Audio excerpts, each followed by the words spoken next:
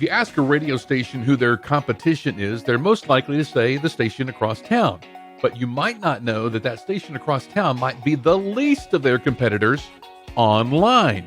Today, we'll define what direct and indirect competition you may be having out there and give you ways to spy on them to improve your game. You're listening to Better Radio Websites, the definitive podcast for radio professionals who want their websites to generate more traffic and substantial revenue. Get time-tested techniques, secret tricks, and valuable tools in online content, marketing, analytics, security, social media, and much more. Ready for your radio station to dominate digital in your market? Here we go. Hi, it's Jim, and welcome to Better Radio Websites, the podcast that wants to help you get more visitors and the most revenue from your radio station website. Thank you so much for tuning in this week. If you haven't yet, be sure that you like, subscribe, especially if you're watching this on YouTube. And if you're just listening to it in your car on the way to work or something like that, be sure that you're subscribed to the podcast and leave us a comment, leave us a review wherever you get your podcast. We do so much appreciate it, and it helps other radio stations find this great information. Well, this week we're talking about competition. And like I said in the intro, you may be thinking, okay, well, my competition is the station across town or the group across town or something like that. But not necessarily.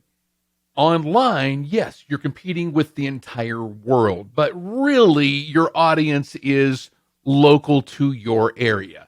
And so let's define what direct and indirect competition is, because those are really who you're vying for, the people within your signal and maybe just outside your signal. Really, you want everybody, as many people as you can, coming to your radio station website, because that's the first contact that they have with your radio station. A lot of times they may have found you in a Google search or something like that, or maybe they Googled advertising opportunities within this area or something like that, because they're brand new to town and they haven't scanned the radio dial. So your website can be a first contact, and so you do have competition in that, because your other radio stations and other TV stations and other newspapers and stuff like that, they're all vying for that.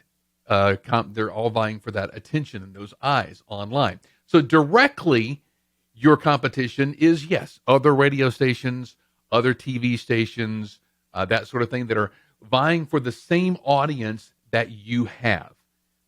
Indirectly, maybe the newspaper in town, a local blog, even the Chamber of Commerce.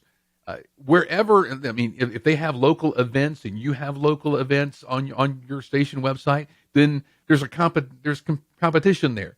So, knowing who your competition is, first directly and then indirectly, can help you define really what you need to do on your radio station website. Now, if your competition out there has only a listen live button, well, then you may be sitting back and saying, hey, I really don't have to do that a lot much.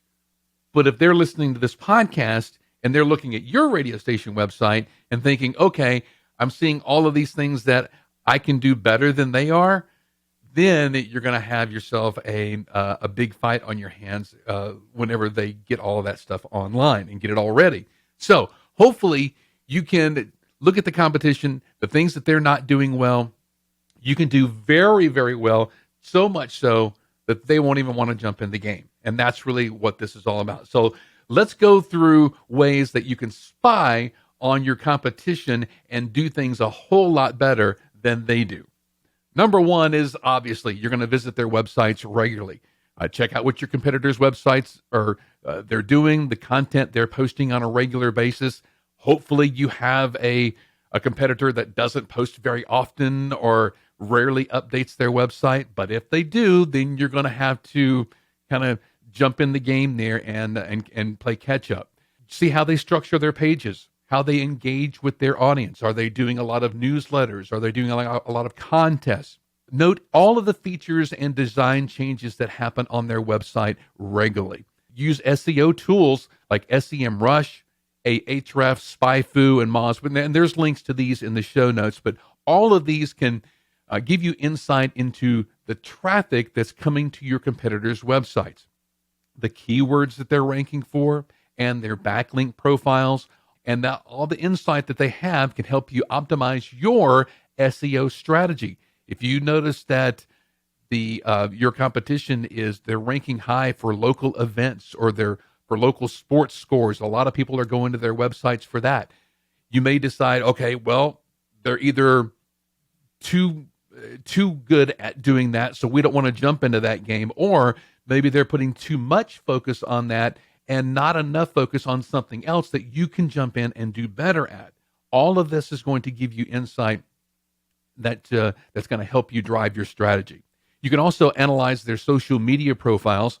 Follow your competition on social media to see what kind of content they post on a regular basis, how often they post, and how their audience engages with them.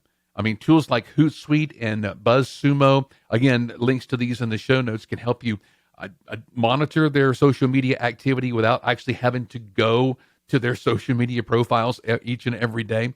And these tools can help you identify their most popular post, their least popular, and which one got the most engagement, that sort of thing. So check out these tools if you really want to know what they're doing online as far as social media. Also, subscribe to their newsletters. You probably don't want to do it under your station email addresses, because I guess they could go in there and just delete you from their list. But use your personal email address, or even make one up. Get a Gmail account and make one up just for spying on your competitors. But keep track of their email marketing campaigns, and it's going to give you an idea of maybe how to do your own newsletters better than them. It's going to also help you stay informed about their latest content and their promotions, so you can do things to go against them or maybe do them better than they are. Also use web analytics tools like Google Analytics and SimilarWeb. These are great tools for analyzing web traffic. They can provide insights into your competitors' audience, traffic sources, and even user behavior. I mean, there's all kinds of great tools out there. Now, you're probably going to have to spend some money in order to get these tools, but if you're really going head to head against competition and you're really fighting for more of those digital ad dollars, then these sources are going to be well worth it. You can also monitor their online reviews.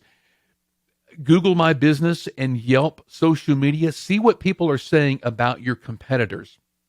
If there's a lot of complaints about certain things, or maybe the way they're doing things, on maybe on their website, or maybe even on air, you can come back in and say, I know radio stations who have monitored Yelp and social media and then went and created sweepers that say, we're not the station who does this.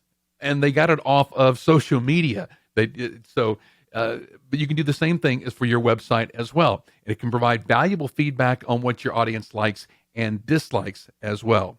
And then set up Google alerts. I have this through Skyrocket Radio. Every time somebody mentions Skyrocket Radio, I get a text and an email. So you can go to Google Alerts. There's a link to it in the show notes, and to get notifications whenever your competitors are mentioned online as well. And so this can help you stay updated on their latest news and developments, who's talking about them on other websites, that sort of thing. You can also attend webinars and industry events like the Association of Broadcasters events and stuff like that. Participate in webinars, industry events to network with others and gain insights into your competitors' strategies and plans. So there you have it, 8 ways that you can spy on your competition. And that's very good information. All of those things are going to give you great information on things that you can do a whole lot better. Now, there's 3 big reasons that you want to at least know what your competition is doing. Number 1 is to identify gaps, identify opportunities, things that they're not doing that you could be doing and doing first and a whole lot better. Things that they are doing, but you have a better way of doing them and a more engaging way to do them. So it's going to help you identify opportunities. Number 2 is for benchmarking. Understand where you are in relation to them in engagement, in feedback from your audience, and that sort of thing. And then number 3, it's going to give you valuable audience insight. What do your audience like? What do they not like? And like I said, some of those services are going to, some give feedback and some don't. Some will show you what the most liked posts are. Some do not. Some will show you that the posts that they thought were probably going to be great, but then absolutely tanked. And so not to do that as well. Now, hopefully all of this will give you some insight into what your competition is doing, both direct and indirect. And really, you have to kind of treat them the same. Don't just focus on your radio station competition. Focus on everything in your market. Think of everything as something to take visitors away from your radio station website, because the more visitors you have on your radio station website, the more you can charge for advertising, for your advertisers to be there. And that's the name of the game: more engagement and more revenue.